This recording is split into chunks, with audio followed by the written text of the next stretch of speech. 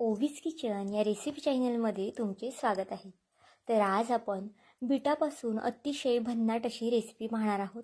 यापूर्वी हा पदार्थ तुम्ही कधीच पाहिला नसेल, कुठेच खाल्ला देखील नसेल. पण जर एकदा केला ना तर मार्केटमध्ये जेव्हा केव्हा जाल तेव्हा बीट आणायला काही विसरणार नाही. इतका जास्त अप्रतिम हा पदार्थ होतो. तर चला थोडाही वेळ न घालवता लगेच रेसिपीला सुरुवात करूया. आता इथे आपल्याला एक बीट घ्यायचं आहे. बीट आपल्याला छान असं सोलून घ्यायचं आहे. अगोदर धुवायचं आहे आणि मग नंतर बीट सोलून घ्यायचं आहे. त्यानंतर बघा इथे एक मिक्सरचं भांडं घेतलेलं आहे.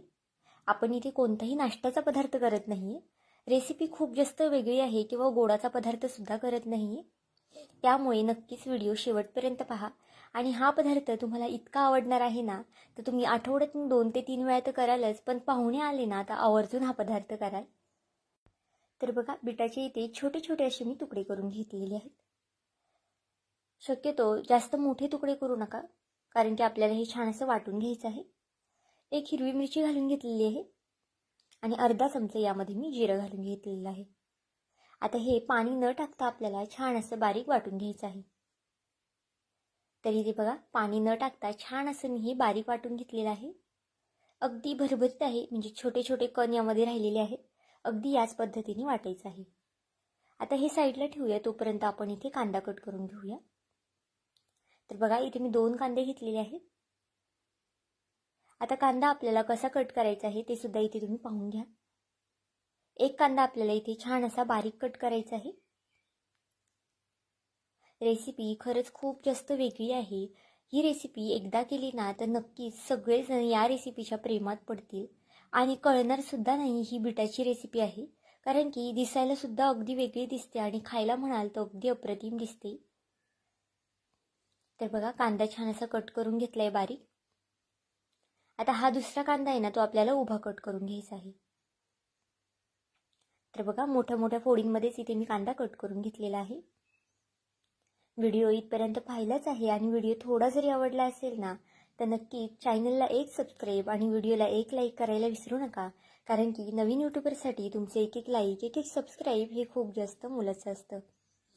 तसाच माझा हा व्हिडिओ कोणत्या देशातून शहरातून पाहत आहात ना हे सुद्धा मला कमेंट करून सांगायला विसरू नका. आता हा पदार्थ ना मी 2 व्यक्तींनुसार करत आहे, त्यानुसार साहित्याचं प्रमाण घेतलेलं आहे. अर्धा टोमॅटो घेतला आहे पिकलेला कट करून. टोमॅटो सुद्धा इथे बारीक वगैरे कट करायचं नाही, थोडासा मोठ्या फोडींमध्येच कट करायचं आहे. भरपूर अशी हिरवीगार कोथिंबीर घेतली आहे.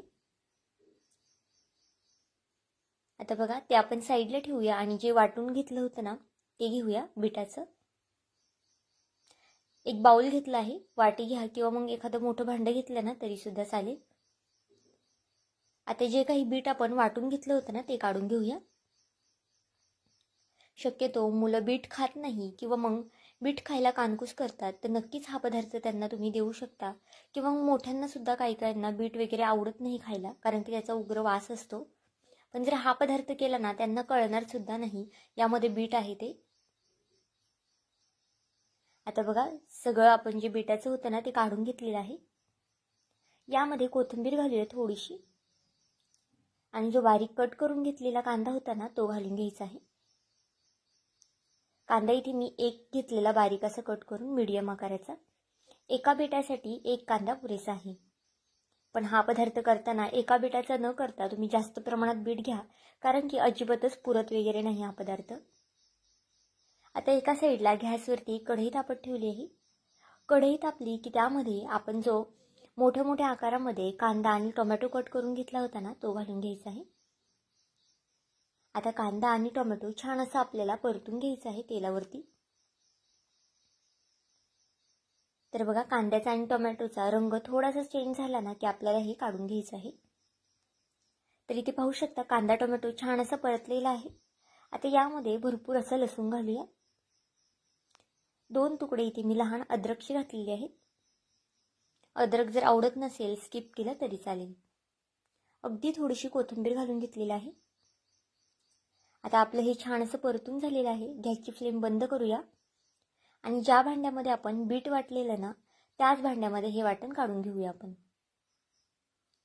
भांडं न धुता तुम्ही याच भांड्यामध्ये जे वाटण आहे ना ते वाटा, कारण की याला रंग खूप छान येतो, ओरिजिनल रंग असा येतो. त्यामुळे भांडं न धुता अशा पद्धतीनेच वाटण भांड्यामध्ये काढा. आता हे वाटण थंड करून आपल्याला वाटून घ्यायचं आहे. तर इथे पाहू शकता वाटण छान असं बारीक वाटून घेतलेलं आहे आणि बिटामुळे वाटणाला रंगसुद्धा खूप जास्त छान आलेला आहे. आता हे वाटण साईडला ठेवूया आणि जे बिटामध्ये आपण कांदा आणि कोथिंबीर घालून घेतलं होतं ना ते घेऊया इथे. आता यामध्ये काही सुके मसाले घालून घ्यायचे आहेत.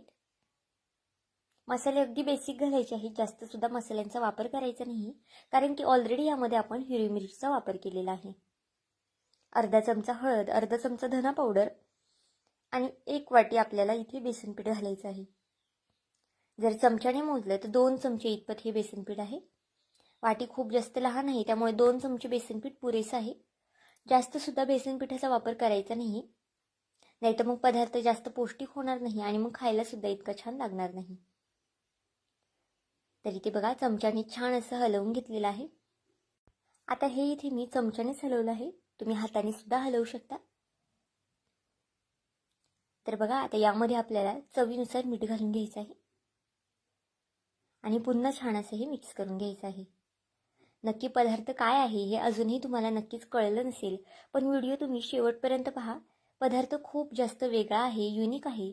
यापूर्वी हा पदार्थ तुम्ही बिटाचा कधीच केला नसेल आणि एकदा केला ना तर सगळ्यांनाच आश्चर्य वाटणार आहे. असा हा पदार्थ तयार होतो. आता आपलं पीठ एका साईडला तयार झालेलं आहे. दुसऱ्या साईडला इथे मी तेल तापत ठेवलं आहे गॅसवरती. तेल इथे आपल्याला छान फास्ट गॅसवरती कडकडीत तापून घ्यायचं आहे. तेल छान तापलं की यामध्ये आपल्याला छोटी छोटी याची भजी सोडून घ्यायची आहे. खूपदा मुले काय करतात, बीट वगैरे खात नाही सॅलडमध्ये किंवा मग असंच नुसतं दिलं ना त्यांना तरीसुद्धा खात नाही. तर तुम्ही याची भजीसुद्धा त्यांना करून देऊ शकता. त्यांना अगदी मंचुरियनसारखे हे भजी लागतील. अजिबात कळणारसुद्धा नाही की यामध्ये बीट आहे म्हणून. आता इथे आपण भजी वगैरे करत नाही किंवा मग नुसती भजी खाण्यासाठी करत नाही. पदार्थ खूप जास्त वेगळा आहे, त्यामुळे नक्कीच व्हिडिओ शेवटपर्यंत पहा. आता बघा एका बिटाची भरपूर अशी भजी आपल्याला इथे काढून घ्यायची आहे. भजीची साईज तुम्ही तुमच्या आवडीनुसार ठेवू शकता, पण शक्यतो मीडियम साईज म्हणजे या साईजने भजी काढली ना तर अगदी दिसायला सुद्धा छान दिसते आणि कुरकुरीत सुद्धा मस्त होते. तर बघा गॅसची फ्लेम इथे मी मीडियम टू हायच ठेवली आहे. जास्त सुद्धा स्लो गॅस करायचा नाही, नाहीतर मग भजी तेल पितं. तर आता बघा मध्ये आधी जास्त हलवलेलं नाही मी, एखाद्या मिनिटाने हे मी हलवून घेतलेलं आहे. तुम्ही इथे पाहू शकता अगदी मंचुरियन जसे असतात ना तशी ही भजी दिसत आहे आणि खायला म्हणाल ना तर अगदी तसेच लागतात, अगदी सेम लागतात. तुमचा विश्वास बसणार नाही, पण नक्कीच तुम्ही करून बघा म्हणजे तुम्हाला सुद्धा कळेल. तर इथे बघा गोल्डन रंग येतोपर्यंत छान असे हे मी तळून घेतलेलं आहे. अजिबातच तेलकट वगैरे होत नाही ही भजी. आपली जी नेहमीची भजी होते ना ती तरी थोडीफार तेलकट होते, पण ही भजी ना अजिबातच तेलकट वगैरे होत नाही. मुलांना नुसती खायला अशी दिली ना तरीसुद्धा चालू शकतं, पण मोठ्यांना हा पदार्थ खरंच आवडणार आहे, कारण की याचं आपण नवीन काहीतरी बनवणार आहोत. आता भजी एका साईडला काढून घेतली आहे. त्याच कढईत थोडंसं मी 2 पळ्या इतपत तेल ठेवलेलं आहे. तेल तापलेलंच आहे, त्यामध्ये 1 चमचा मोहरी आणि 1 चमचा जिरे घालून घेऊया. काही सुके मसाले ॲड करून घेऊया. अर्धा चमचा हळद घातलेली आहे. 1 चमचा इथे मी लाल तिखट घातलेला आहे.